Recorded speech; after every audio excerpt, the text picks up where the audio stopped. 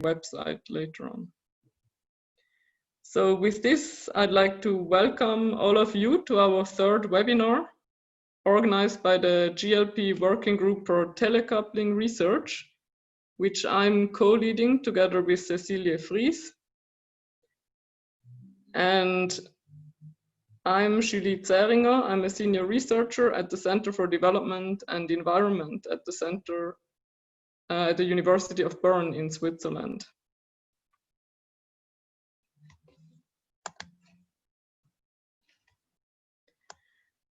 So today, our webinar is on modeling telecoupled land use changes. And for this, we have two presenters and a discussant. So we will first hear from Yue Dou from the Institute for Environmental Studies at the Vrije Universiteit in Amsterdam. She will be presenting the case of the telecoupled soy flows between Brazil and China, and then introduce the agent-based TeleABM. This will be followed by a presentation from James Millington from King's College London, who will present the food and land use telecoupling model. And finally, we have Birgit Müller from the Helmholtz Centre for Environmental Research as a discussant for these two presentations. At the end, we will also have time to discuss your questions. So please write them in the chat at any time during this webinar. And at the end, either Cecilie or myself will ask those questions to the presenters. With that, I'd like to invite our first speaker, Yue. You can share your screen and start whenever you're ready.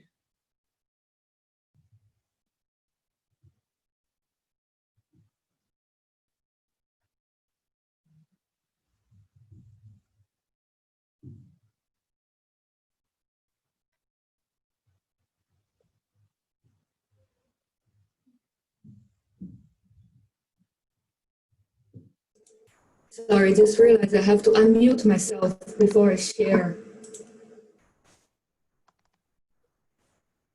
Okay, can you try again? Yeah.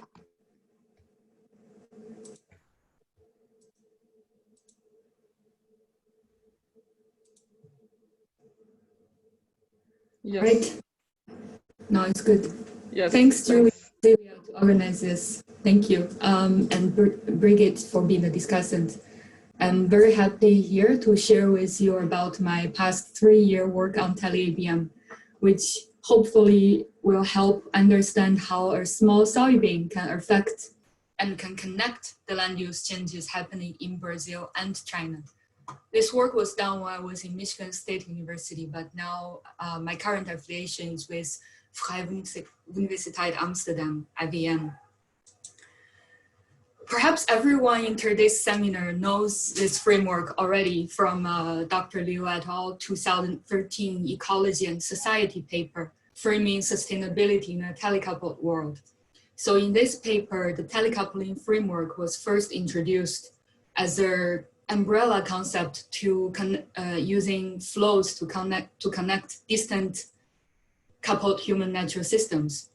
Since 2013, the introduction of telecoupling framework, there have been examples to study different types of flows and their impact to these distantly connected systems, including tourism, investment, water transfer, and trade will be our today's example. So since China joined WTO in 2000 and lowered the tariff from 130% to 3% on whole soybeans, basically the import quantity has increased from basically 0% to 88 million tons. And this is so big, so we have to give some equivalent idea for you to understand this quantity. It's equivalent to the weight of 22 million Asian elephants. Or if you put it per capita to Chinese population, population, it's 67 kilograms of soybeans annually. And also this is the same as 88 million tons of food waste that European Union produce every year. It's also huge, I learned it yesterday. Among the 88 million tons of soybeans, 66 million of them are from Brazil in 2018. So if you say it's an even larger share than the figure showing here in 2016, which is caused of multiple reasons, probably also the trade dispute between China and US. And this beyond the imagined soybean trade quantity has caused profound land use change effects in both Brazil, China, and many other countries involved. So the very first evidence of such effect is the soybean planted area in Brazil and China. So represented by the blue bar here, the soybean planted area in Brazil has increased 2.4 folds, while this number has declined 27% in China in the same period. And if we zoom in from global and national scale to the regional and local scale, particularly to the agriculture production hotspots in the two countries. For example, in Tocantins, in the central Cerrado biome in Brazil, the soybean planted area has increased 12 folds, represented by the blue bar here again. And in Heilongjiang province, which used to be the major soybean production globally, the soybean planted area fluctuates, but it's going down from 2.9 million hectares to only 2.3 million hectares. And soybean flow not only affects soybean planted area, land use changes such are complicated interactions between human and nature. So forest area is another example of the land use effect. So in China, the forest area has been increasing steadily after 2000. But in Brazil, the deforestation has been going sharp until 2009 when soil moratorium was implemented. So after that, there is still deforestation, but much slower rate. And also it changes the agriculture land use dynamics in Brazil in the sending system because the demand, the international demand of soybeans, but also the domestic demand for corn, for straw production and non-tillage system. This has pushed the development of a short cycle soybean seed variety. So basically you only need 90 to 95 days to grow soybeans in Cerrado in Brazil. And this allows farmers to have a second crop season to grow corn. Although you have to grow them in a very accurate and tight window of harvesting, of planting and harvesting. But this permits farmers to have a larger margin than just growing soybean or growing corn. So in a period of 15 years, the second crop, soybean and corn, has increased 174%. So it's the pink bar here. And corn only land use type has decreased 37%. In China, it's also changing the agriculture land use because farmers now have lost the competitiveness due to the cheap imported soybeans. Now they have been shifting from growing soybeans to corn and rice paddy. So besides the soybean area decline by 21%, the corn and rice paddy planted areas have increased by 4.3 folds and 2.4 folds respectively. So land use change have caused socio-ecological effects in these systems. For example, we found cascading effect in Brazil because soybean pushed corn into a second season, which has higher climatic risk. So this has reduced domestic food security in Brazil. And we also identified spillover effect that after soil moratorium implemented, although the deforestation in Amazon biome has been controlled, but it has some spillover effect to the neighborhood biomes of the deforestation rate. And this not only affects exporting countries, not only affects Brazil, but also changes changes the coupled human natural systems in importing countries in China. Because shifting from soybean to corn and rice paddy has changed the soil organic carbon content in China, as well as the new nitrogen pollution caused by the use of more fertilizer to grow corn and rice paddy. So now we have all these pieces together. We have land use changes in Brazil and land use changes in China and all these effects. But how are we putting these Lego pieces into a nice model? How do we study this in a systematic way? This calls for a simulation tool. And we decided to use agent-based modeling approach, which has been proven to be an effective bottom-up simulation tool that describes land use decision makers' interactions with each other and with the environment. So from individual decisions, it aggregates to a system level patterns, showing as the land use outcomes. There have been multiple examples, case studies using agent-based model, study different land systems or coupled human natural systems, ranging from villages, orphan villages, or to our city or regions, to rarely to continentals, which James may talk about this later.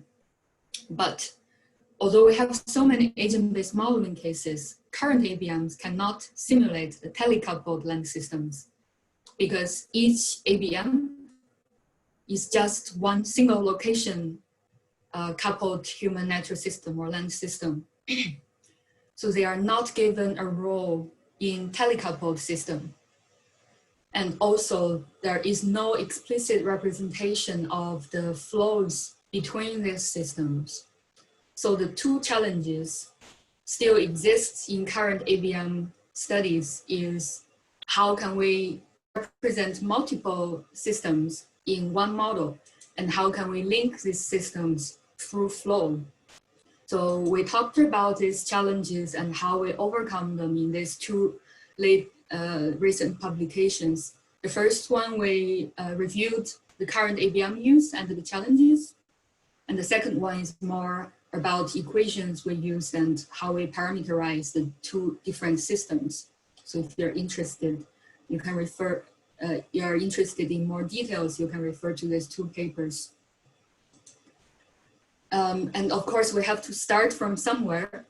But one main challenge for ABM is how to scale up. So to begin with, we still only picked one municipality from Brazil, from Mato Grosso, and one county from Heilongjiang province in China, using them as our sending and receiving system. So in Mato Grosso, we picked a municipality called Sinop. It has all the land use changes, land use types I mentioned earlier. It has soybean, corn, and soybean corn double cropping system. And also the natural vegetation and build-up land for sure, of course. And then Gannan, it's a county in Heilongjiang province that has all three land use types: soybean, corn, soybean, rice, and corn, as well as the green areas and the build-up region, build-up area. So the first challenge is how we represent individual systems in one model. Basically, we used a nested approach. The two systems, sending and receiving system, they inherit the common properties of a general ABM setting, and we feature them with their own unique attributes. So basically, if you consider the Lego piece, they are the same in terms of shape, and the small pieces form a Lego piece, but they differ in size and color. So this is what we did. Basically, each system in the model is a local coupled human natural system, has agents and the environment, and they have similar agent representations: government, trader, farmers. But when we initialize them, we give them different values and sometimes different special types that you can only find in sending and receiving system. A more specific example is, for example, farmer agents in sending system. Both of them have land property size, this attribute, But in Brazil, in the sending system, they would have maybe 2,000 hectares. But in receiving system, it's usually around 2 or even smaller land size, land area. And similar for landscape.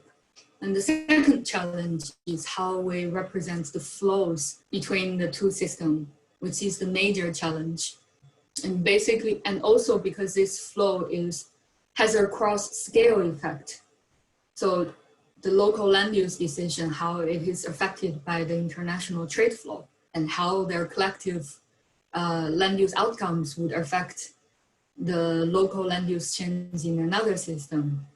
We use the price, we use the price flow to represent this feedback. So local farmer agents in sending system, they would make their land use decisions based on the soybean price, and they have soybean production, and this will be collected by trade agents, send them to the international trade agents that goes through the international price calculation. And then this international soybean price would be converted to a local soybean price to receiving system that affects local farmer agents' decision as well as the government agents if they decide to have tariff or to give subsidy to local farmers or not. And because their decision, the tariff decision will affect the international soybean price. Thus, this price signal will go back to the local trader agency sending system that changes next round farmer agents' decision in sending system. And aggregately, this will change the land use expansion or intensification that will trigger local government agents to have either soil or environmental policy or credit or bank system to facilitate the decision-making process. And how we parameterize or calculate this flow is because we don't have a global trade model. So we use the price elasticity that's retrieved from literature. The traded quantity change will trigger a price change through this elasticity. So the production in sending system change may be affected by multiple factors together sent to the international trade markets that will produce a new next year soybean price that changes both systems' land use decision making. So this is how the iteration goes between different years. And this is our model interface. And all the code are online. So if you want to try it out or you have another idea, welcome to download it and ask me about how to set it up. You can simulate sending system alone or receiving system alone, or you can study the feedback between them. It's all up there are multiple options. And we also validated our model using our pattern-oriented validation to check different variables at different scale. So this is a price, local price in sending and receiving system. We compared it with empirical price, and it shows our model is comparable with the empirical price information. So we used our model to simulate a sample scenario. We asked the question, if China increased its tariff on imported soybeans, we know that the tariff was on US soybeans, but we think this question will also give some insights on what will happen to China and maybe to Brazil, and some insights to US as well. So we have a baseline scenario when there is no tariff, and a high tariff scenario when there is a 25% tariff. So this is the results from sending system. And the green one here is the land use area of under 25% tariff scenario. The gray ones is the business as usual, so the no tariff scenario. So you can see that both scenarios indicate that double soybean, so the soybean corn area, increases while single soybean areas decreases. But when you apply the tariff change, starts at year 5. So only at year 5 we put on the tariff. Fewer cells are converted to soybean corn every year, while more cells are converted to single soybean in the business than the business as usual scenario. So we think maybe the reason is that tariffs slow down the intensification in Brazil, because farmers may not be able to prepare for a second growing season since they get less profit from the soybean trade. And the tariff not only affects the land use in the sending system, but also the land use changes in the receiving system. So the tariff affects the soybean price, but also in China, in the receiving system. So it changes farmers' preference from corn to soybeans. That slows down the crop conversion from soybeans to corn and rice paddy. And also you see a cascading effect because we put on the tariff on year 5, but it only started from year 6 that it changes, affects the, it shows up the difference between the two scenarios. So this is just the very beginning of our telecoupled land simulation work. And there are lots of future scenarios under analysis we could do. For example, the droughts in Brazil or the impacts from if you apply different farm management on what are the impacts on soil property and access to credits, etc. And also remaining challenges are how we scale up to just look by looking at one municipality or one county at each country to a larger spatial scale, and our alternative way to represent trade flow, which may have less strong assumption on the trade and price. And with the help, only with the help and support from our soybean team, I can make the TeleABM possible. And these are my co-authors, and many of them are here, I think, in this panel, in this seminar. And thank you. That concludes my presentation. Thanks a lot, Yue. So, do we have any clarifying questions in the chat? Yes, we have one from Maria Felipe Lucia. Do you want to post it directly, Maria? Yeah, sure. Thank you. First of all, thank you very much. That was super interesting. Also to know that you are developing this model interface. Just because the last part I was a bit kind of fast, it wasn't clear to me if for the other models that you said you could also do for droughts or for other things, you also would do that using the market prices for this change in prices. That's what you are assessing right now to observe these changes, or you can use other kind of indicators to assess this change in time. I didn't get that. Yeah, that's a good question. So the flow between the two systems is quantity and price change, but this quantity and price are affected by local land use. So for example, droughts in Brazil will affect the yield, even though it has nothing to do with, well, to begin with, it's a drought, it's an environmental problem. So it's reduced the yield in Brazil. That also reduced the quantity that aggregated out to the international market. So therefore, you trigger a price change to both to China and Brazil, to the local farmers again next year. So the drought will affect the yield, but it also has an impact on the price. This answers your question.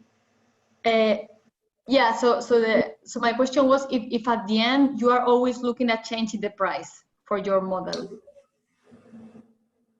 The flow is price, yes. Okay. But yeah.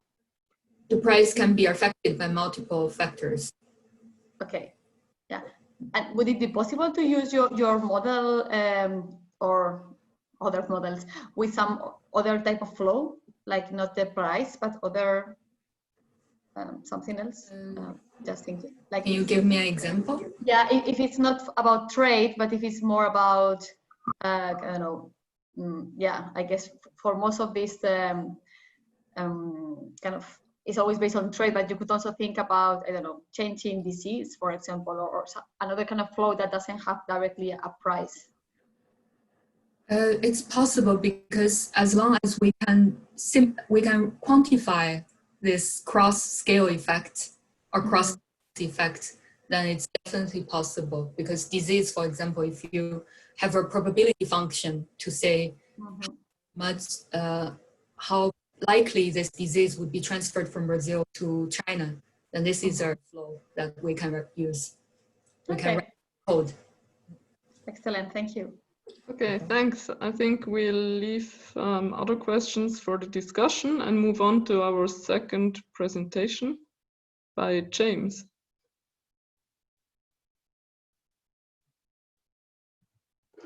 Thanks. Okay.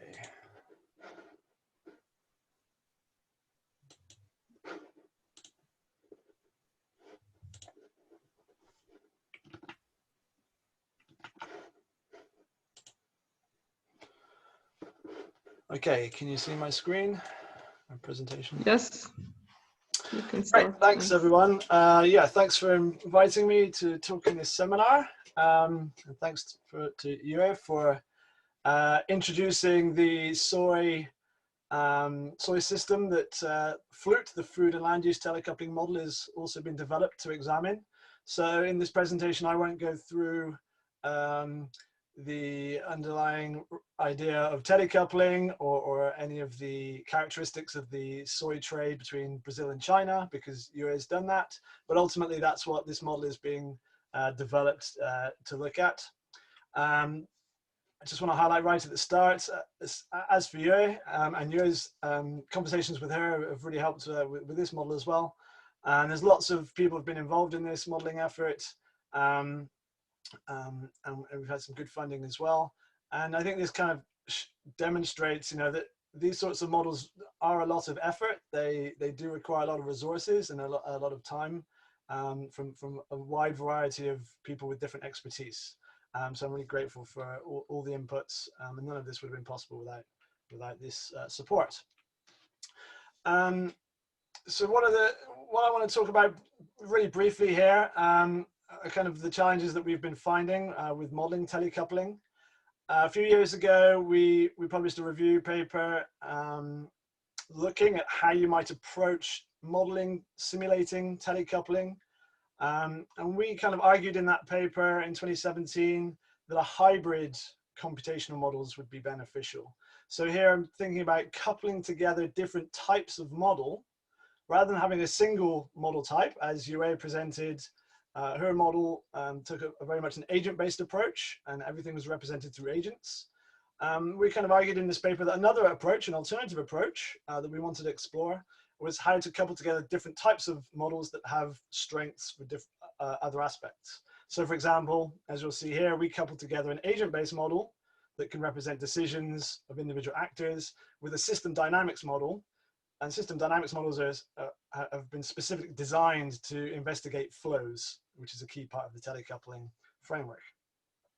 In that paper, we also highlighted that in coupling together these models, challenges are going to be coming from data requirements that the different models have, but also the uncertainty assessment that we might want to do with those models. Another aspect of the challenge is regarding spillovers. So in a second review paper led by Liu, we were looking at how we would investigate spillovers, another key important part of telecoupling. And here we were kind of arguing that quantitative approaches that combine and synthesize quantitative methods, but potentially also with qualitative data as well, are going to be really important for that. And I think models and simulation models can help us to do that. So with that context, what I want to do here is talk through the progress that we've made in developing the FLUTE model. This was our initial aim. So you can see here, this is kind of our traditional telecoupling model with ascending system, receiving system, and spillovers. So in our model, combining everything together is a system dynamics model. This is facilitated in Stella. And this is really taking care of export production, international demand, and imports and exports. our sending system, ideally, we would have two separate representations, an agent-based model for Brazil and an agent-based model for USA, representing the entire or large areas of those countries. And then our receiving system would also be represented by an agent-based model, and that would be China. And for each of these agent-based models, we would be looking at domestic demand and domestic consumption. And we would link these agent-based models, these three yellow boxes, together through this brown box, the system dynamics model. And in doing so, that would allow us to investigate spillovers in terms of trade, in terms of imports, in terms of availability of food. So that's our aim. Where have we got to? Well, after 4 or 5 years of work, this is about what we, where we've got to. It's really a lot of effort creating these models and putting these together, as I'm sure Yue will attest. And so we've kind of, this is the status we've got to and what I'm going to present on here. We've developed an agent-based model for Brazil, and that's developed in the CRAFTY framework, which I'll talk about next. And that simulates land use and production across 10 states of Brazil. And so from that, we can export production into our system dynamics model, which has incorporated China, USA, and our spillover regions. So we haven't quite yet got to the point where we can separate out China, USA, and simulate them explicitly. They're all wrapped up in the system dynamics model at the moment. Eventually, we hope to get to split those out and reach our aim. But this is where we've got to in the current iteration. So as I just mentioned, we're using the CRAFTY modeling framework, which is an agent-based framework.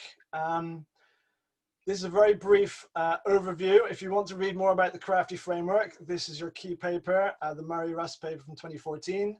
But CRAFTY has been implemented in several different places now in Europe. There's a Europe-wide implementation. And the entire point of CRAFTY is that it can represent large areas, land use change and land use over large areas in an agent-based approach. And so in CRAFTY, we have capitals. These are kind of our resource availability in each pixel. We have agents, different agent types that can control and manage pixels for different purposes. And those agents produce services. In our model, we are modeling the production of soy, maize, corn, and beef. And that the production of our services is some function of, in each pixel, the capitals available and the demand through a utility function. That estimates the utility for each service in a pixel, and then we decide which agent will win a pixel and manage that pixel dependent upon their particular production function. That may not have made too much sense because I've only got a minute to explain it, but if you want to ask more later, please go ahead. But also, yeah, see the wide literature on CRAFTY that's available. So we applied CRAFTY and we've developed our version of CRAFTY, if you like, for 10 states of Brazil that are the dominant states for producing soy and maize. So you can see here, these are the 10 states, and they include Mato Grosso and Tocantins, as Yue mentioned. And for those 10 states, we've been able to simulate the production, the land use and the production through time and across space. To date, we're able to reproduce temporal patterns of land cover, land use, pretty well as commodity production. So land use, this is area, total area that's devoted to these different types, cropland, nature, pasture. And commodities, this is the production in gigograms of soy, maize, and beef. So you can see, whilst we get the general trend of commodity production, we're maybe not getting the year-to-year interannual variation quite right. But we think we're getting a pretty good representation through time. We're doing pretty well across space as well, but maybe not as well. These maps show the difference for each municipality between the observed proportion for each of these three land covers and the modeled proportion. And so red indicates where the model is under predicting the amount of land use, and blue indicates where it's over predicting. And you can see through time, actually, this error is increasing as well. And so, for example, we're under predicting pasture in the northeast, and we're maybe over predicting in the central areas of our study area. So that's our kind of testing for observed period from 2000 to 2015. If we then apply the model, which we're able to, and bear in mind, this is now currently just for Brazil. We've not coupled this up with other regions yet. We can look at counterfactual scenarios for different, for example, different yield scenarios, whether high rates of increase of yield or low rates, and for different climate projections. We input into the model temperature and precipitation, and so we can take those from climate models and look at how that influences production. And so we can see that the model is really quite sensitive to yield, and we get some really quite large changes in land area under yield. Production here in this scenario, demand is pretty constant, so production is being met, but it's causing a change, a redistribution of land use. Whereas in our climate change scenarios, we're actually seeing much greater variation in production from year to year, with pretty stable land use across Brazil.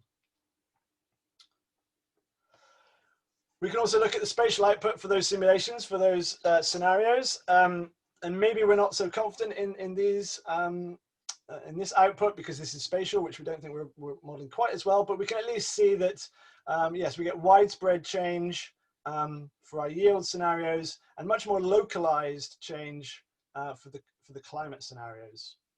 I should say that these different maps now are slightly different. They're for a future year where we're comparing the output for a constant scenario versus each of these 4 different scenarios. Okay, so that's our construction and use of CRAFTY, the agent-based model for Brazil. And now what we're kind of finalizing now is linking the CRAFTY Brazil model with a system dynamics model known as BioLuck, which is implemented in Stella. And that model was, if you want to read more about that, see this paper, Warner et al. In 2013. That model simulates actually 19 global regions, one of which is Brazil. And so what we've done in this model is we've taken this system dynamics model and we've kind of taken Brazil out of that system dynamics model, and we're going to represent that with our CRAFTY agent-based model. And the remaining 18 global regions are simulated in the system dynamics model. So for each time step in the simulation, we can output global annual commodity demand from the 18 regions, plus we have scenario for domestic demand for Brazil. And so then we can pass to the agent-based model what demand for products we want in that given time step, that year. CRAFTY then runs for that time step and calculates how much of that demand can be met and what are the consequences for land use, and passes that back into the system dynamics model and says, okay, this is how much soy and maize were produced in this year.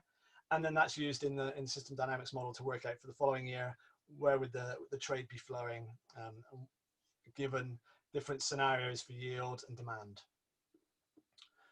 Again, we're working on writing this up as a paper. We've got a paper in review for the CRAFTY model, and we're working on a paper that describes this coupled model right now. So our testing outputs from the coupled model as it stands at the moment, we can produce plots like this. So this is through time. We can look at different regions of the world and what the land area is in different land uses, whether that's maize, pasture, soy. And we can do that for each of our different scenarios that I talked about previously. And so this way we can compare between regions for different scenarios as to what the impacts of those scenarios might be. I won't go into very much detail here because these are still very much exploratory results.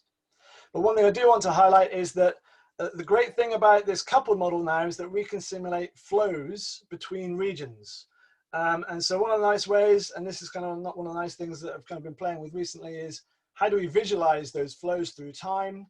And so this is a circularized diagram showing where exports are flowing for maize, and this is soy through time. And you can see, for example, Brazil, soy flowing to China, but through time, Brazil has actually increased historically, and then we can look at how that might change in future under our different scenarios. So in future, we want to apply this combined model to examine these sorts of scenarios. So for example, in 2019, with swine flu in China, there was a marked decrease in soy imports. And so we want to, this is the sort of issue that we think we can use this model to investigate. And so once we've finished our testing for the combined model, we'll use it to look at these sorts of questions. So that's a really quick overview of the modeling we've done. I really don't have time to do it justice. Look out for papers that are coming out on this, and I look forward to answering your questions on this stuff, and do send me an email if you want to ask more questions about what we're doing. Just briefly then on those telecoupling modeling challenges that I highlighted at the start.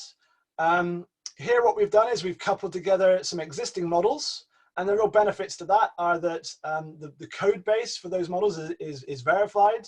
They've been published previously, and theoretically that should speed up our development, although of the model, although it has taken some time for us to do that. The disadvantages of coupling together existing models is that we're in some ways constrained by the representation that we can make by those existing models. So for example, agent memory in CRAFTY is quite difficult to reproduce, and so we had to wrestle with that a little bit.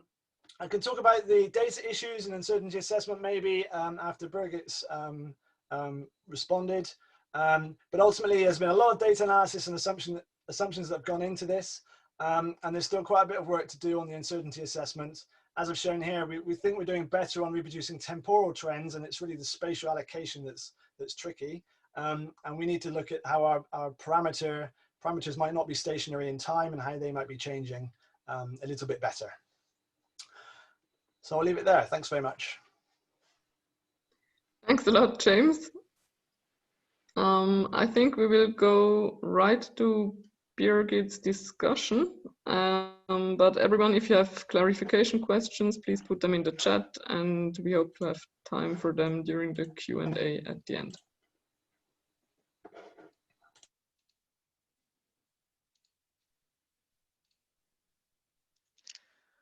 Okay, can you see my screen now?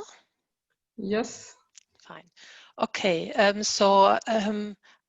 a social ecological modeler, an agent-based modeler, so I will respond or discuss these two contributions. Thanks a lot from this perspective. Yeah, as we have seen, they have applied different approaches. So on one using an agent-based model, and James coupling two different types of models. But I see a lot of methodological innovativeness in both of them, because as it was pointed out, they are the first agent-based models which represent such telecoupled systems and also really include the feedback between the social and environmental side in a dynamic manner. They are able to include different spatial scales and especially these cross-scale effects. And they put also emphasis on the validation of the work. So for instance, in the TeleABM, different data sets have been used, and therefore also different types of validation approaches for the two systems. And if I understood correctly, FLUT is the first implementation of the CRAFTY framework, which is also empirically validated. And I think there's also large potential for transferability for both approaches. So the TeleABM is designed to be flexible enough to also model later land use changes on other telecoupled systems. And as was pointed out, FLUT builds up on an established framework, CRAFTY, using the agent functional types, which has already been also applied to other land use systems. And what I also see very positively, that both models are available on the open source basis. And yeah, I would like to point out 2 points of them: the social ecological feedbacks and this cross-scale effects in some more detail.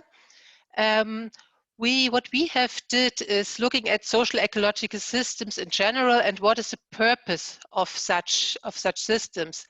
And we, in a framework which we published in Ecology and Society, we saw that there are 2 axes where you can classify the purposes. So from rather theory to more case study based research, and from science to praxis, and have some different purposes. Like for instance, more on the theoretical side, looking on generic understanding of models, and then, but also more looking at management strategy, but then also more to integrate different disciplines and use it for hypothesis testing and so on. And what we then did is to look what type of different models, for instance, structuralistic models or system dynamics models, as we have used here, agent-based models are part of structuralistic models, can be used then for the different purposes. And if we would classify these two models here, I see large potential to use these models for different purposes, like, for instance, hypothesis testing in the telecoupling research question, and or looking at really case-based questions for both of them. And the second point, if we then look at the point of modeling across different scales and interrelationships between distant places, myself and also James, we were involved in a review on different types of models all dedicated to modeling food security. And there we indicated that there's a large gap on models bridging the micro and the modeling and the macro scale. And we find out that there are 6 methodological challenges which should be addressed better in the future. First is interdisciplinary thematic scope, representation of agency in a better way, and also including new types of agents.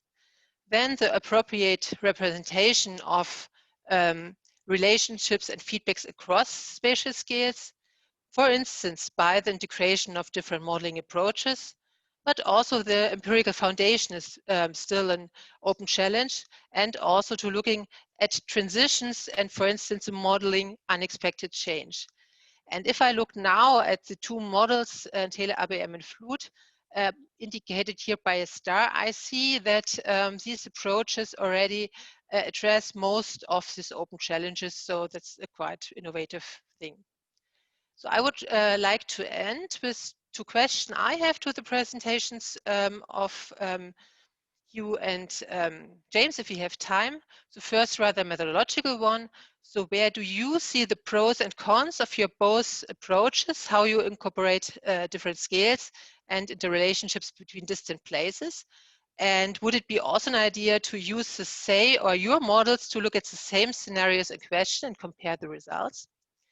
And then more then for the non-modelers in the audience here, building up on your experience of model building and analysis, what you have done on your case studies, do you have maybe a wish list or suggestion to non-modelers working on telecoupled system? Which type of data should be newly collected, or are there any new research questions which popped up and should be addressed in empirical research? Thank you. Thanks, Birgit. So I would like to invite everyone again to put your questions into the chat. And in the meantime, if Yue and James would like to respond to maybe one of Birgit's questions each, and then we'll see how we go with questions in the chat. Sure. Which one do you want to do, Yue? Maybe the second one. Okay, I'll do the first one then. Yeah, methodologically, I think, as Yue showed, TeleABM goes to a much finer spatial resolution. That's simulating within a given municipality, individual land managers and land holders within a municipality.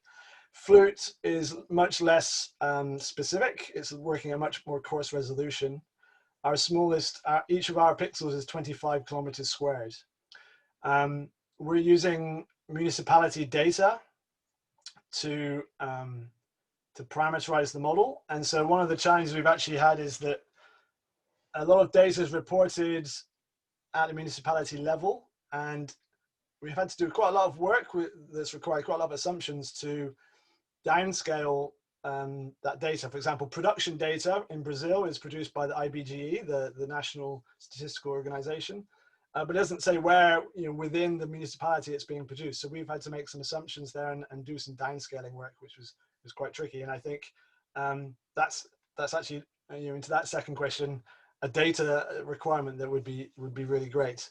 And just quickly, a second methodological difference, pro and con between the approaches. Yue is really able, I think, better to in a much better position to be able to represent the agency and the agents that influence transnational trade. So we know that big corporations are actually quite important in deciding what's going where, and so those traders are really important. We're using a system dynamics model in Flute, which a system dynamics model has been specifically designed to investigate flows, but not necessarily from a trade perspective, and not necessarily thinking about decisions about those flows. So I certainly think that having those agents, those transnational traders, is really useful for the TeleABM perspective.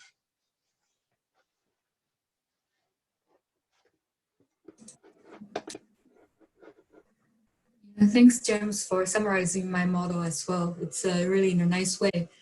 And to Birgit's second question, to non-modelers, what data or knowledge that we would like the non-modelers to collect.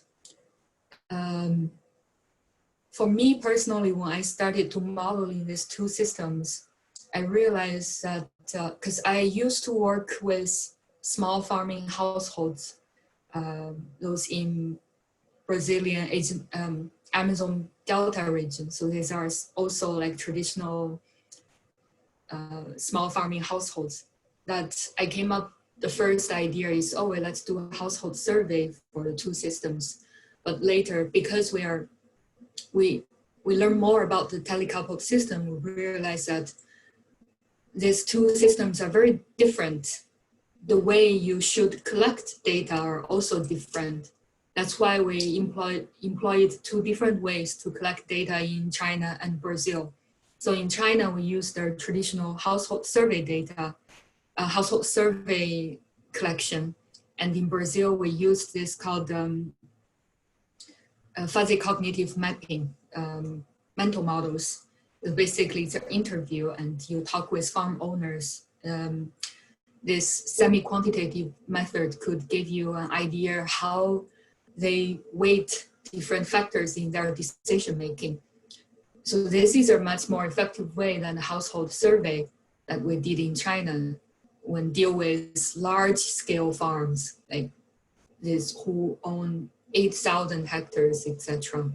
And it's a much more efficient way to collect data. So this is what I guess this is also a message to modelers, like there are multiple ways to collect data through the field.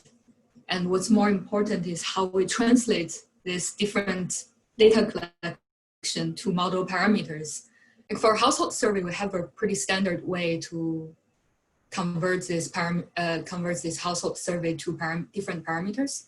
But for fuzzy cognitive mapping, this is the first time only last year there was a paper published how they quantify the parameters they collected through fuzzy cognitive map to agent-based modeling. So as modelers, we're also facing different challenges for translating this field data to different model parameter. And another challenge I see, but I think we should address it, is co-production. So as James also mentioned in his slide, how do we represent different stakeholders' opinion and whose opinion we should represent in the model? It's a quite key issue in the modeling field. So that links back to which kind of agent typologies we should have, or should we incorporate different trade agents, or which government officials in environmental side or in the food security side we should represent. This, I think we should develop more closely with stakeholders and effectively translate this into modeling parameters. So this is my thought on the second question. Thanks a lot to you too. One last call for questions to the audience. It's the last chance to ask them now. But else, would you like to say something else about Birgit's questions, either you either one of you, or Cecilia or myself might also have a question. Yeah, I mean, I could talk very briefly about data as well, and a wish list. One of the things that I tried to highlight there was that Flute seems to be, or CRAFTY at least, seems to be very, well, not very sensitive, but it is sensitive to yield. And with one of my PhD students, we did some work on looking at yield elasticities, and we kind of found that this is a real area of uncertainty in a lot of models, a lot of agricultural production models, and I think it's something that is really quite important to understand properly. How do, you know, so that's how does yield respond to changes in climate, changes in resources, changes in demand? Because that, at least in the Flute model, that seems to be where our biggest sensitivity is. And so from a modeling perspective, that's where I want to ensure I've got the best data. And again, we can get that maybe at regional or municipality level pretty well for many countries. Obviously for some countries that's that's difficult, but it's much more difficult to get us at the real fine scale of individual producers, which when we're developing agent-based models, that's what we're trying to represent. So yeah, this is the real trade-off with agent-based models. They give us this ability to represent the kind of in fine detail the actions of individual producers, but we don't always have the data available to support that empirically. I think that's, you know, that's a bit of a challenge. A question I would pose to Yue, if I can, is about the fuzzy cognitive modeling you were just talking about. Is that households as well? And if so, given that you have traders in the model, how would you go about eliciting the decisions that traders are making? Because we have pretty good data these days, for example, through the TRACE database on which transnational corporations are important for which flows. But do we know enough about how they decide, how they make decisions as to where those flows are going? And how do we get at that stuff? Yeah, so it's a very good question. Because, the fuzzy cognitive mapping we did with both producers and some representatives of trader association or technology association in Brazil. And maybe Ramon could answer that better than me. But it's not just farm owners, not just producers. There are different types of agents that we interviewed. And the trace, it's there is a very new paper, freshly baked paper by a student from Belgium about stickiness of trade relationship. So they are not like conventionally we would think traders would chase for profit, for example, but what they found is that there is a stickiness. Traders tend to stick with the producers they trade with. So that's kind of, they use the trace database to come up with this idea, this conclusion. So I think for us modelers, we could, and I think they are social scientists, so interdisciplinary collaboration for people who focus on different types of agents. Together, we could integrate the knowledge found in this field into the agent-based model or Flute or any other kind of modeling. Thanks a lot, Yue. We now have one question in the chat, but before that, I would like to make some final announcements for those people who have to leave on time. So as you can also see in the chat, please, if you're not yet a member of the Telecoupling Working Group and you would like to become a member, then just sign up. You have the link in the chat now.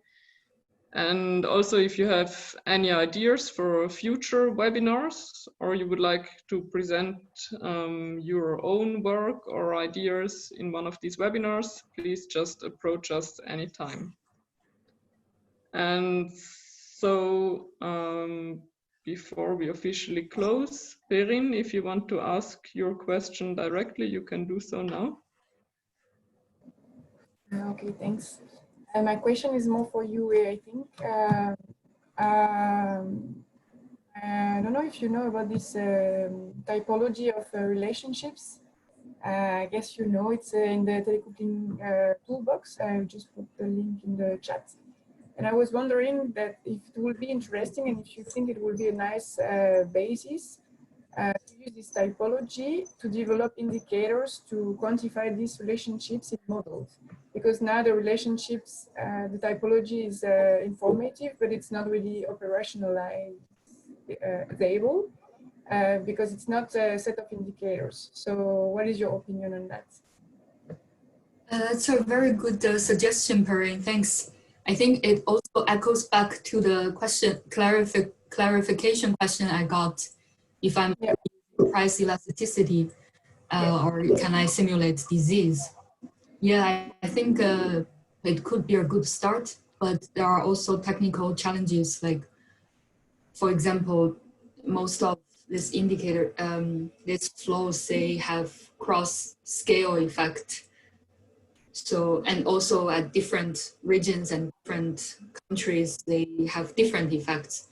So perhaps you need a lot of work or long list when people can use this, but it's definitely could be a starting point for modeling this telecoupling relationship. Thanks. Thank you. Thank you. So I think as I don't see any more questions in the chat, unless Cecilia, is your question an urgent one? No? Okay. Then I would like to close this webinar, and I would like to thank our speakers very much for taking the time today to present, and of course all the participants for being here with us today. And we will for sure have a fourth webinar coming up, hopefully still this year, and we will inform you as soon as we have the topic and the speakers and the next date confirmed. So with that, I wish you a very good weekend and stay safe. Thanks. Bye, everyone.